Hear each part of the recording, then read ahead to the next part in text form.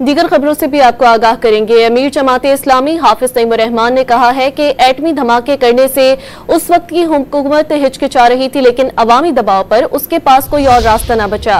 एटमी programme हमारा हिफाजती हिसार है। यौम तकबीर पर डॉक्टर अब्दुल कदीर की कब्र पर तकरीब से खिताब करते हुए उन्होंने कहा कि मोदी तकरीर करता है तो दो कौमी नजरिया वाज़े हो जाता है। वो धमकी देता है कि तुम्हें गोली मारेंगे तो उसे बता देना चाहते हैं कि पाकिस्तान गौरी मारेगा।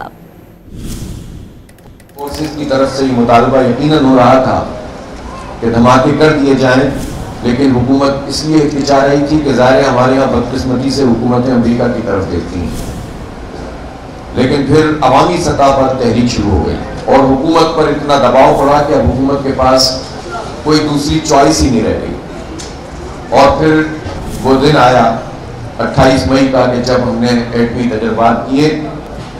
न्यूक्लियर प्रोग्राम हमारा दिफाई हिसार है।